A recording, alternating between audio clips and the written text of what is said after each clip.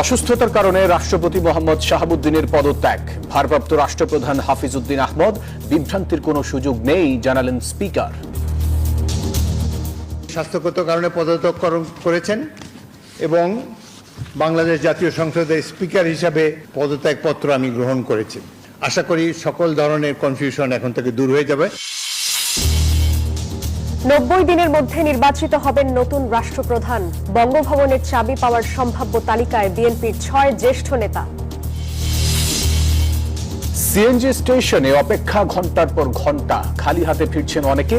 শিগগিরই সরবরাহ স্বাভাবিক হওয়ার আশা। বাংলাদেশ সহ 60 দেশের পণ্যে নতুন করে 10% শুল্ক আরোপ। যুক্তরাষ্ট্রের পোশাক খাতে প্রভাব পড়বে না বলছে সরকার ও ব্যবসায়ীরা।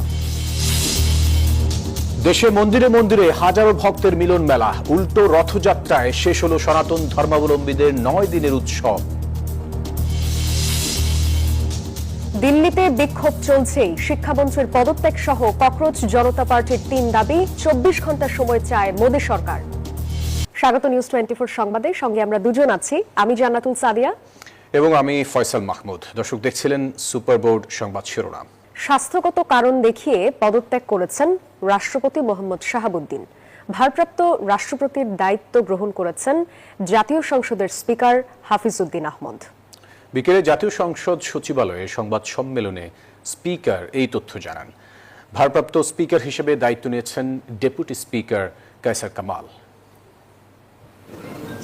জরুরি সংবাদ সম্মেলনের শুরুতেই রাষ্ট্রপতি মোহাম্মদ শাহাবুদ্দিনের পদত্যাগপত্র গ্রহণ করা হয়েছে বলে জানান জাতীয় সংসদের স্পিকার হাফিজ উদ্দিন আহমদ। সংবিধানের 54 অনুচ্ছেদ অনুযায়ী আমি রাষ্ট্রপতির দায়িত্ব গ্রহণ করেছি। পদত্যাগপত্রটি আমি গ্রহণ করেছি এবং জাতীয় সংসদ সচিবালয়ের রেকর্ডে সংরক্ষণ এবং প্রয়োজনীয় প্রশাসনিক কার্যক্রম গ্রহণের জন্য নির্দেশ প্রদান করা হলো। তুলে ধরেন পদত্যাগের কারণও। হৃদরোগ, উচ্চ রক্তচাপ, ডায়াবেটিস ও কিডনি জটিলতায় তিনি ভুগছেন। তার হৃদযন্ত্রে বাইপাস সার্জারি হয়েছে। ইদানিং স্বাস্থ্য পরীক্ষার অটোনমিক নিউরোপ্যাথি নামে রোগ শনাক্ত হয়েছে। এই রোগের কারণে তিনি মাঝে মাঝে অচেতন হয়ে পড়েন।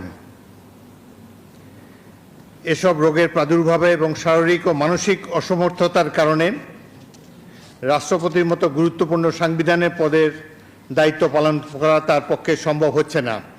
সংবাদ সম্মেলনে স্পিকার জানান, রাষ্ট্রপতির পদত্যাগের ঘটনা নতুন কিছু নয়। সংবিধান অনুযায়ী পদত্যাগপত্র জমা হয়েছে, গ্রহণও করা হয়েছে সংবিধান মেনেই। তাই এই ইস্যুতে আর বিভ্রান্তি সৃষ্টির কোনো সুযোগ নেই।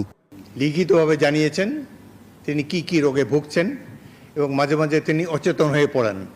এর জন্য ডাক্তারের সার্টিফিকেটের কোনো প্রয়োজন নাই, যিনি যেখানে নিজেই এটি দাবি করেছেন। সুতরাং আমরা আশা করি এই পদত্যাগের ফলে সকল ধোঁয়াশা পরিষ্কার হলো। কোনো ধরনের বিশৃঙ্খলা বা কোনো ধরনের বিরূপ মনোভাব কিংবা কনফিউশন যাতে এসব ব্যাপারে না ঘটে।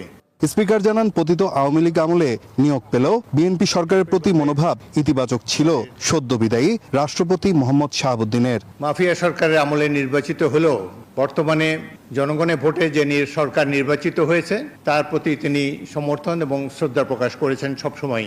আমি তার মঙ্গল কামনা করি। নাইম আলচিকো, নিউজ 24, ঢাকা। মোহাম্মদ শাহাবুদ্দিনের বিদায়ের পর এখন নতুন রাষ্ট্রপতি নির্বাচন করা হবে আগামী 90 দিনের মধ্যে। এমন বাধ্যবাধকতা রয়েছে দেশের সংবিধানে। নতুন রাষ্ট্রপ্রধান নির্বাচনের এই প্রক্রিয়া সম্পন্ন করার দায়িত্ব থাকছে নির্বাচন কমিশনের উপর। বিস্তারিত জানাচ্ছেন রিশাদ হাসান। রাষ্ট্রের সর্বোচ্চ সাংবিধানিক পদ রাষ্ট্রপতি। শুক্রবার সংবিধানের 50-এর 3 অনুচ্ছেদ অনুযায়ী এই পদ থেকে পদত্যাগ করেন রাষ্ট্রপতি মোহাম্মদ শাহাবুদ্দিন। সঙ্গত কারণেই এই পদ শূন্য হওয়ায় আলোচনায় আসছে কে হচ্ছেন পরবর্তী রাষ্ট্রপতি, তার নির্বাচন প্রক্রিয়াই বা কি। সংবিধানের 54 অনুচ্ছেদে বলা হয়েছে, রাষ্ট্রপতির পদ শূন্য হলে কিংবা অনুপস্থিতি, অসুস্থতা বা অন্য কোনো কারণে দায়িত্ব পালনে অসমর্থ হলে নতুন রাষ্ট্রপতি নির্বাচিত না হওয়া পর্যন্ত স্পিকার রাষ্ট্রপতির দায়িত্ব পালন করবেন। ফলে রাষ্ট্রপতির পদ শূন্য হলেও সাংবিধানিক কোনো শূন্যতা সৃষ্টি হচ্ছে না। বাংলাদেশে এর আগেও এমন নজির রয়েছে। 2002 সালে তৎকালীন রাষ্ট্রপতি AQM বদরুদ্দোজা চৌধুরী পদত্যাগ করলে স্পিকার জমিরুদ্দিন সরকার ভারপ্রাপ্ত রাষ্ট্রপতির দায়িত্ব পালন করেন। পরে ইয়াজউদ্দিন আহমদ রাষ্ট্রপতি নির্বাচিত হয়ে দায়িত্ব নিয়েছিলেন। সংবিধানের 123-এর 2 অনুচ্ছেদ অনুযায়ী মৃত্যু, পদত্যাগ বা অপসারণের ফলে রাষ্ট্রপতির পদ শূন্য হলে 90 দিনের মধ্যে তা পূরণের জন্য করতে হবে নির্বাচন। রাষ্ট্রপতি নির্বাচন পরিচালনার দায়িত্ব নির্বাচন কমিশনের। সংবিধানের 119-এর 1-এর ক অনুচ্ছেদ ও রাষ্ট্রপতি আইন 1991 অনুযায়ী নির্বাচন কমিশনার নির্বাচন পরিচালনা করবেন। স্পিকারের সঙ্গে আলোচনা করে ঘোষণা করা হবে তফসিল। তফসিলে মনোনয়নপত্র জমা, যাচাই বাছাই, প্রার্থিতা প্রত্যাহার এবং ভোট গ্রহণের তারিখ উল্লেখ থাকবে। সংবিধানের 48-এর 1 অনুচ্ছেদ অনুযায়ী সংসদ সদস্যরা রাষ্ট্রপতি নির্বাচন করেন। রাষ্ট্রপতির পদে প্রার্থী হতে হলে বয়স হতে হবে কমপক্ষে 35 বছর। সংসদ সদস্য নির্বাচিত হওয়ার যোগ্যতা থাকতে হবে। প্রার্থী নিজে সংসদ সদস্য না হলেও চলবে, তবে তার মনোনয়নপত্রে একজন সংসদ সদস্যকে প্রস্তাবক, আরেকজনকে হতে হবে সমর্থক। বাংলাদেশের রাষ্ট্রপতি নির্বাচনের ভোট গোপন নয়। ব্যালটপত্রে ভোটদাতা সংসদ সদস্য নিজের নাম স্বাক্ষর করে ভোট দিয়ে থাকেন। সংসদে সংখ্যাগরিষ্ঠতা রয়েছে ক্ষমতাসীন দল বিএনপির। ফলে দলটি যাকে মনোনীত করবে সেই বাংলাদেশের 23তম রাষ্ট্রপতি নির্বাচিত হওয়ার সম্ভাবনা বেশি। এখন অপেক্ষার পালা, রাষ্ট্রের সর্বোচ্চ ব্যক্তি হিসেবে কাকে বেছে নেয় বিএনপি। রিশাদ হাসান, নিউজ 24, ঢাকা। কে হচ্ছেন বাংলাদেশের পরবর্তী রাষ্ট্রপতি? কার হাতে যাচ্ছে বঙ্গভবনের চাবি? সম্ভাব্য তালিকায় রয়েছেন বিএনপির 6 জ্যেষ্ঠ নেতা এবং এর সাথে একজন সিনিয়র সচিবের নামও রয়েছে। কার মাথায় উঠতে পারে রাষ্ট্রপ্রধানের মুকুট, সেই আলোচনা নিয়ে বিস্তারিত জানাচ্ছেন জুবায়ের রাজিন। 2024 সালের 5 আগস্ট ছাত্র জনতার অভ্যুত্থানে আওয়ামী লীগ সরকারের পতনের পর বদলে যায় দেশের রাজনৈতিক পরিস্থিতি। 12 ফেব্রুয়ারি ত্রয়োদশ জাতীয় সংসদ নির্বাচনে বিজয়ী হয়ে তারেক রহমানের নেতৃত্বে সরকার গঠন করে বিএনপি। আইন অনুযায়ী বর্তমান সরকারের 5 মাসের মাথায় এবার রাষ্ট্রপতির পদ ছাড়লেন মোহাম্মদ শাহাবুদ্দিন। এমন অবস্থায় সবার আগ্রহ, তাহলে কে হবেন বাংলাদেশের 23তম রাষ্ট্রপতি? রাষ্ট্রপতি হিসেবে আলোচনায় রয়েছেন বিএনপি মহাসচিব মির্জা ফখরুল ইসলাম আলমগীর। 2011 সালের মার্চ মাস থেকে তিনি ভারপ্রাপ্ত মহাসচিবের দায়িত্ব পালন করেন। 2016 সালে দলটির 6ষ্ঠ জাতীয় সম্মেলন থেকে মহাসচিব হিসেবে দায়িত্ব পালন করেন মির্জা ফখরুল। আলোচনায় রয়েছেন বিএনপির স্থায়ী কমিটির জ্যেষ্ঠ সদস্য ডক্টর খন্দকার মোশাররফ হোসেন। 79 বছর বয়সী খন্দকার মোশাররফ কুমিল্লা 1 আসন থেকে এবার সংসদ সদস্য নির্বাচিত হয়েছেন। এছাড়া রাষ্ট্রপতি হওয়ার সম্ভাব্য তালিকায় রয়েছেন বিএনপির স্থায়ী কমিটির সদস্য ডক্টর আব্দুল মঈন খান ও নজরুল ইসলাম খান। নতুন রাষ্ট্রপতি নির্বাচিত না হওয়া পর্যন্ত জাতীয় সংসদের স্পিকার হাফিজউদ্দিন আহমদ ভারপ্রাপ্ত রাষ্ট্রপতির দায়িত্ব পালন করবেন। তাকেই স্থায়ী রাষ্ট্রপতি করা হবে কিনা সময়ই তা বলে দেবে। বিএনপির সিনিয়র যুগ্ম মহাসচিব রুহুল কবির রিজভির নামও আছে আলোচনায়। দলের বিভিন্ন রাজনৈতিক কর্মকাণ্ড ও নিয়মিত প্রেস ব্রিফিং এর মাধ্যমে তিনি দলের মুখপাত্র হিসেবেও দায়িত্ব পালন করে আসছেন। আলোচনায় চুক্তিভিত্তিক নিয়োগে থাকা মন্ত্রী পরিষদ সচিব নাসিমুল গনির নামও শোনা যাচ্ছে। এখন জল্পনা কল্পনার অবসান হলেই জানা যাবে কে হচ্ছেন বঙ্গভবনের 23তম বাসিন্দা। জুবায়ের রাজিন, নিউজ 24, ঢাকা। জুলাই গণঅভ্যুত্থানে হত্যাযজ্ঞে সহযোগিতার দায়ে সদ্য সাবেক রাষ্ট্রপতি শাহাবুদ্দিনের বিচার দাবি করেছেন বিরোধী দলীয় নেতা ও জামায়াত আমির ডক্টর শফিকুর রহমান। সন্ধ্যায় রাজধানীর মিন্টো রোডে জরুরি সংবাদ সম্মেলনে তিনি বলেন, ফ্যাসিস্ট রাষ্ট্রপতির পদত্যাগের মাধ্যমে জাতি কলঙ্কমুক্ত হয়েছে। এবার অস্বীকার করতে পারেন না, তিনি গার্জিয়ান হিসেবে ব্যর্থ, তিনি তার দায়িত্ব পালন করেননি। এই গণহত্যার বিরুদ্ধে তিনি একটা শব্দ উচ্চারণ করেননি। এটা থামাও, এটা অনিজ্য, জনগণের উপর এটা জুলুম, এই ধরনের কোনো কথা আমরা তার মুখ থেকে শুনিনি। নীরবে তিনি সমর্থন দিয়েছে। সদ্য সাবেক রাষ্ট্রপতি মোহাম্মদ শাহাবুদ্দিনকে গ্রেপ্তার করে বিচারের মুখোমুখি করার দাবি জানিয়ে বিক্ষোভ করেছে ইনকিলাব মঞ্চ। শাহাবুদ্দিনের পদত্যাগের খবর প্রকাশের পরই বিক্ষোভ শুরু করেন সংগঠনটির কয়েকশো সদস্য। শাহবাগ থেকে শুরু হয়ে মিছিলটি ঢাকা বিশ্ববিদ্যালয়ের বিভিন্ন সড়ক প্রদক্ষিণ করে। ফ্যাসিস্ট সরকারের সব অপকর্ম ও জুলাই গণঅভ্যুত্থানে হত্যাযজ্ঞ সমর্থনের দায়ে শাহাবুদ্দিনকে গ্রেপ্তার করে বিচারের মুখোমুখি করার দাবি জানান তারা।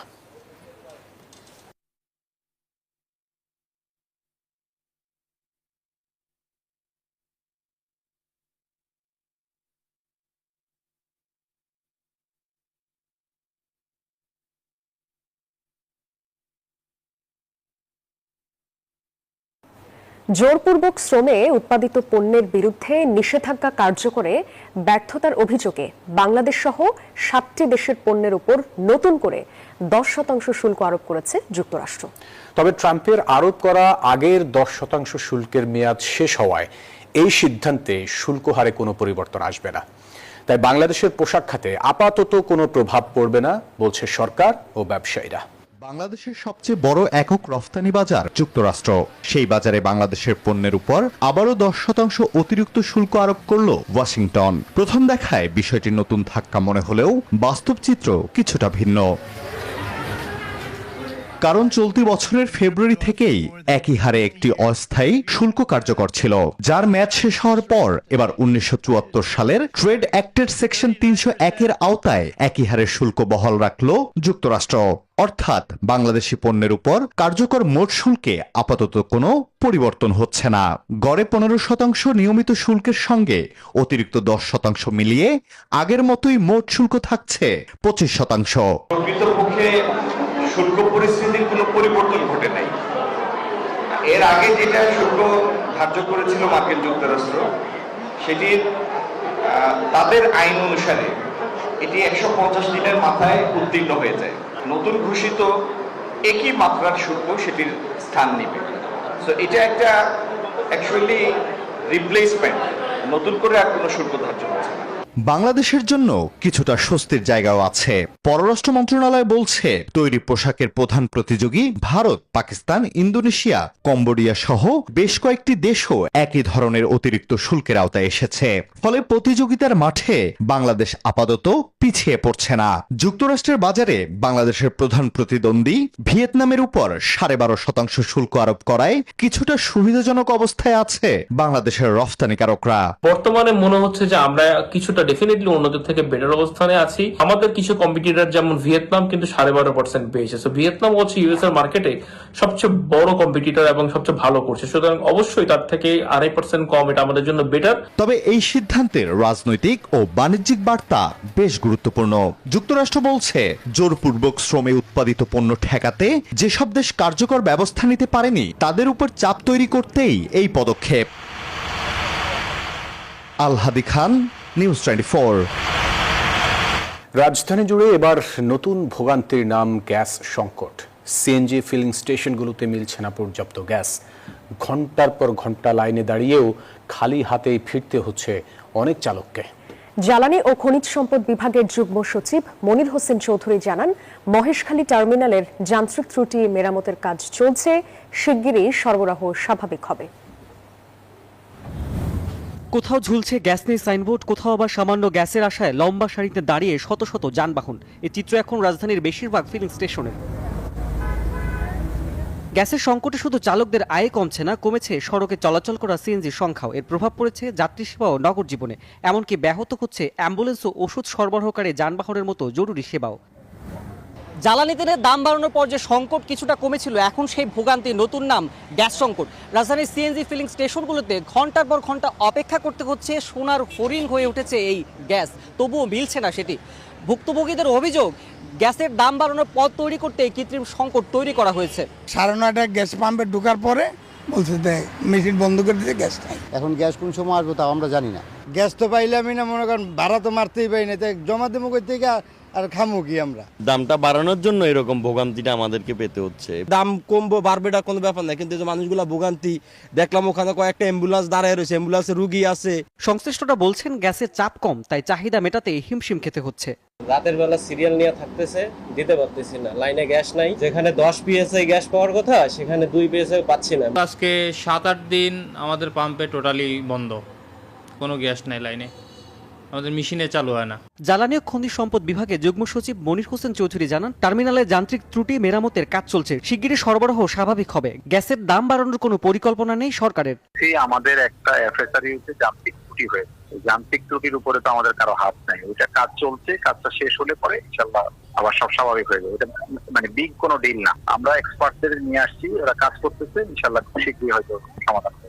দ্রুত গ্যাস সরবরাহ স্বাভাবিক না হলে এই সংকট আরও তীব্র হবে বলে আশঙ্কা চালক ও সংশ্লিষ্টদের। রাশেদ রায়হান, নিউজ 24, ঢাকা। উন্নত জীবনের স্বপ্ন নিয়ে যাওয়ার কথা ছিল ইতালি। মানব পাচারকারীর দালালের খপ্পরে পড়ে ঠাঁই এখন লিবিয়ার মানব পাচারকারী চক্রের বন্দি শিবিরে। চলছে নির্যাতন, প্রতিনিয়ত চাওয়া হচ্ছে মুক্তিপণ। হুমকি আসছে জীবন নাশের। প্রিয়জনের জীবন বাঁচানোর আকুতি ভুক্তভোগী কুমিল্লার মনোহরগঞ্জ উপজেলার 6 যুবকের পরিবারে। জমি বিক্রি ও ঋণ করে লাখ লাখ টাকা দিয়ে নিঃস্ব তারা। HM মহিউদ্দিনের পাঠানো তথ্য ছবিতে ডেস্ক রিপোর্ট। ইতালি ও ইউরোপ সহ বিভিন্ন দেশে উন্নত জীবনের প্রলোভন দেখিয়ে গ্রামের সহজ সরল মানুষের কাছ থেকে হাতিয়ে নেওয়া হচ্ছে লাখ লাখ টাকা। এরপরেই শুরু হয় প্রতারণা, জিম্মি আর নির্যাতনের ভয়াবহ অধ্যায়।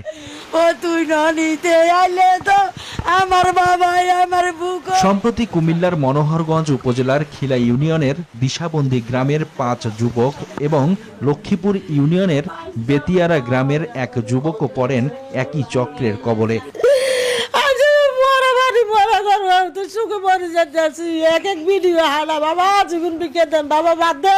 আমরা বিচার চাই যেন আর যেও কেন এই প্রতারণা যাতে শিকার না হয়। মানিক দালালে 20 লক্ষ টাকা হাতিয়ে নিছে। ভুক্তভোগী পরিবারের দাবি, প্রতিজনের কাছ থেকে নেওয়া হয়েছে 18 থেকে 20 লাখ টাকা, কিন্তু ইতালির বদলে তাদের আটকে রাখা হয়েছে লিবিয়ার বন্দি শিবিরে। চালানো হচ্ছে নির্যাতন। প্রথম কয়েকদিন মারছে, অনেক মারছে, আমাদের ফোন দেয়, আমরা যদি বাড়তি কোনো কথা কই তখন ইগের মারা শুরু করে। অভিযোগ পেলে প্রয়োজনীয় ব্যবস্থা নেওয়ার আশ্বাস উপজেলা নির্বাহী কর্মকর্তার। সহযোগিতা চাওয়া হয় তাহলে সেটা যৌক্তিকভাবে করা যাবে, সেটুকু নিশ্চয়ই আমি ডিসি স্যারের মাধ্যমে জানাবো। লিবিয়ার বন্দি শিবির থেকে প্রিয়জন জীবিত ফিরবেন কিনা সেই অপেক্ষার প্রহর গুনছেন ভুক্তভোগী পরিবারের সদস্যরা। Desk report, news 24। উল্টো রথযাত্রার মধ্য দিয়ে শেষ হলো সনাতন ধর্মাবলম্বীদের 9 দিন ব্যাপী উৎসব। শুক্রবার ঢাকেশ্বরী মন্দিরে দেখা যায় হাজারো ভক্তের মিলন মেলা। বিশ্বের মঙ্গল কামনা করেন ভক্তরা। আয়োজনে অংশ নেন তথ্যমন্ত্রী মোহাম্মদ জহিরুদ্দিন স্বপন। বলেন, ধর্মের নামে কেউ যেন বিভক্তি তৈরি না করে। ঢাক ঢোল, শঙ্খধ্বনি আর হরিনামের সুরে মুখর চারপাশ। ভক্তদের টানে ধীরে ধীরে এগিয়ে যায় জগন্নাথ মহাদেবের রথযাত্রা। পূর্ণ লাভের আশায় শরিক হয় ভক্তরা। ধর্মীয় আচার পালনের পাশাপাশি উৎসবটি পরিণত হয় সম্প্রীতির মিলন মেলায়। মঙ্গল কামনা করেন ভক্তরা। রথযাত্রা উপলক্ষে যে এই দেশের মানুষ, সকল ধর্মের মানুষ সম অধিকার সমমর্যাদা নিয়ে যেন সামনে এগিয়ে যেতে পারে। মহাদেবের একটা বড় আবির্ভাব ছিল, সেই মধ্যে দিয়ে আমরা ছিলাম। এখন অন্তিম পর্বে আমরা চলে আসছি। অনেক ভক্তরা আছে যারা আতুল ল্যাংটা আসতে পারে না মন্দিরে, তো আজকে ভগবান নিজেই রাজপথে নেমেছেন ভক্তদেরকে কৃপা করার জন্য।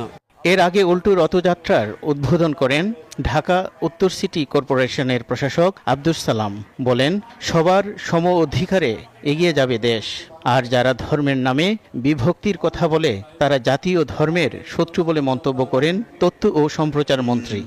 আমরা আপনারা সবাই বাংলাদেশের নাগরিক এবং সম অধিকার ভোগ করার জন্যই আমরা বিশ্বাস করি। আমাদেরকে সজাগ থাকতে হবে। আমাদের ধর্ম বিশ্বাসকে, প্রতিটি ধর্মের ধর্ম বিশ্বাসীদেরকে কোনো মহল কোনো ধরনের কোনো অশুভ লক্ষ্য চরিতার্থ করার জন্য যেন পুঁজি করতে না পারে। উল্টো রথযাত্রার মধ্য দিয়ে শেষ হয় 9 দিনের এই ধর্মীয় উৎসব। মোহাম্মদ কবির, নিউজ 24, ঢাকা। সরকারের সাথে আলোচনায় এখনো কোনো সমাধান না হওয়ায় দিল্লির যন্তর মন্তরে ভারতের ছাত্র জনতার বিক্ষোভ অব্যাহত রয়েছে। আলোচনায় শিক্ষামন্ত্রীর পদত্যাগ সহ 3 শর্ত। আর সিজেপির দাবি, পর্যালোচনায় 24 ঘন্টা সময় নিয়েছে সরকার। এর মধ্যে বড় বিক্ষোভের আশঙ্কায় নিরাপত্তা ব্যবস্থা জোরদার করা হয়েছে। দিল্লির যন্তর মন্তরে উত্তাল বিক্ষোভে দেয়াল জুড়ে গ্রাফিতি আঁকছেন আন্দোলনকারীরা। হাতে ব্যানার প্লাকার্ড নিয়ে সরকার বিরোধী স্লোগানে মুখর পুরো এলাকা, ছড়াচ্ছে উত্তাপ।